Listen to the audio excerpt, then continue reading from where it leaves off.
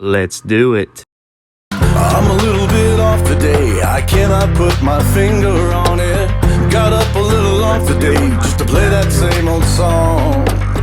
I don't really want to try today, I see nothing in my reflection. I'm a little bit dry today, I feel like I could die today.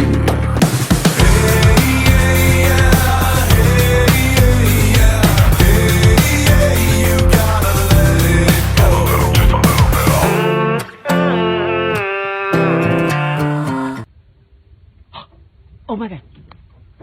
Oh my god. Oh my god. Oh my god.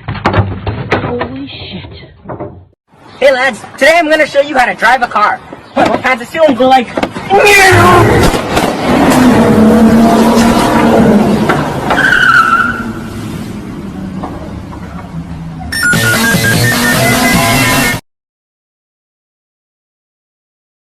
Hello, look at LTM reviews to get you caught up on the oldest movies.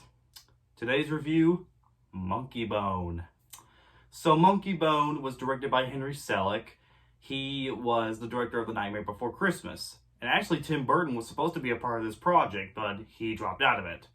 So it was on Henry Selick on his own, considering that Tim Burton was pretty busy with Planet of the Apes and Big Fish at the time. So the movie is about Stu, who is a cartoonist, and creates a show or creates a cartoon called Monkeybone, and is ready to make a cartoon TV show out of him, as well as marrying his fiancée, played by Bridget Fonda. However, Stu ends up in this really freak accident and ends up going to this place called Downtown. Downtown, a place where you could either die or live from your coma. And up there, he meets Monkeybone, played by John Turturro. But Monkeybone ends up going into Stu's body and starts messing with his body, and basically is going to trying to ruin Stu's life. And with the help of the girl named Kitty, Stu must stop Monkeybone before he screws up his life. Monkeybone is a hard movie to talk about. Okay, not because I didn't hate the movie. Okay, well, how do I start this?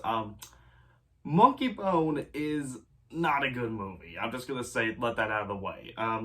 The movie did not do well with critics and audiences, which I understand. Well, it's got a little bit of a following over the years, but still, not a big one. Not as big as something like Coraline or Nightmare. And as far as the box office goes, yeah, that's pretty bad. It's not Pluto Nash bad, but it's still pretty bad. Monkeybone was not a hit with everybody, and it's went up into obscurity. It's gained a little bit of a following, but not a huge one. But as far as my take on Monkeybone, it's kind of a mess, honestly. For the right and for the wrong reasons. Watching this film, I do kind of see it as an experimental film rather than a movie, but I'm going to explain anyways. I think the problem with Monkeybone was that the story was just really all over the place. There's so much going on. Some of the stuff doesn't really quite make any sense, like the world that he goes in. How did this world even get made? Where do these characters come from? Any of the characters in this movie are not very likable or even memorable. They have some cool designs, and the world is kind of creative and interesting. You go into instead of dying or living, you actually go to this place where you either get to live or die, called Downtown, which it is a very creative name and a very creative world that it's set in. But it doesn't make a whole lot of sense. The characters, like I said, are very unlikable. The acting goes from bad to just meh, honestly. There's even a climax where they actually end up, where Stu ends up in another body, and basically it's like an organ donor, and he starts running around with his neck all over the place, and it's a funny idea, but it's kind of gross, to be honest. The climax, although fun, which I will say that, it's kind of gross, honestly. The movie's just really gross and immature and kind of awkward. There are some positives, though. I do like the animation, which Henry Selick did most of this, and he does a really great job with the stop motion stuff. Now, the CG and the hand-drawn, I don't know who did that, but I know Henry Selick is mostly known for the stop motion elements, and the animation, it's good. Not great, not Henry's best, but for a live-action movie, it's pretty impressive. Now, the live-action stuff, I think, was involved. I think most of the live-action stuff came from Chris Columbus, which was one of the producers of the movie, who who also worked on most of the Harry Potter movies and Home Alone.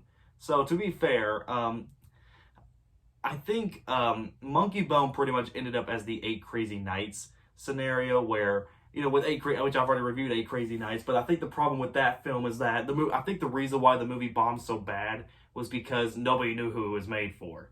And I'm gonna say this again, and this is just my theory, so who knows? This may not be the only reason. When people saw the trailer for Monkeybone, people didn't know if it was made more for the kids and families because of the animated monkey and the animation stuff, or if it was made for the teen and adult crowd because of it being a Brendan Fraser comedy. Kind of a similar situation with Eight Crazy Nights. Nobody knew who the movie was made for, and that's why this film ended up bombing. That's just my theory. I don't know if that's true. Usually, a PG-13 animated film, which that's pretty rare nowadays, is kind of rare, but usually it doesn't really work out. I mean, as long as the movie's good, that's fine, but when you're going to perform it in theaters, it's probably not the best thing to do, because let's say if I go see a PG-13 animated film, and I don't know if it's trying to appeal to both kids or just older kids and adults, or if it's just specifically for adults.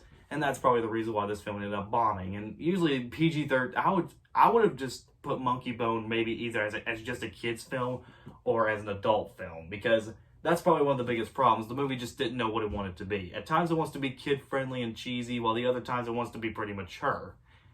And I feel bad, because this has got a great idea. I just think everything's not utilized well. So overall, Monkeybone is a mess. Characters are very unlikable. Humor is very crude and gross. The story doesn't make a whole lot of sense, and it's surprisingly mean-spirited. I don't mind cruelness in a film, but it has to at least do amount of something, and this movie just didn't do it for me. I am pretty proud that Henry Selick would go on to do better movies after this. After this, he went on to direct Coraline, and sometime this year, he's supposed to direct a movie called Wendell and Wild, which Jordan Peele is a part of. So, who knows? So overall, Monkeybone, I don't recommend it unless you want to. However, what I mentioned before was as a tested animation. The only people I recommend this for is for those who want to study animation, because, like I said, it's not just stop motion. If you want to see what CGI, hand drawn, stop motion, graphics, there's a lot of great designs in this movie. Like I said, the best part of this movie is the animation, and for those who want to know how this movie works, if you have the DVD for the movie, I recommend checking the special features of how they made this stuff, because it's, like I said, the movie looks phenomenal and fantastic. It's just the script really sucks. So overall, I don't recommend it for everyone, but if you just want to study the aesthetics of animation, watch Monkeybone. Maybe not as a movie, but more as an experiment. Alright, that's Monkeybone for you guys. What's your favorite Brendan Fraser movie? Please subscribe, comment below, let me know. This is LTM signing out, and I'll see you guys next time.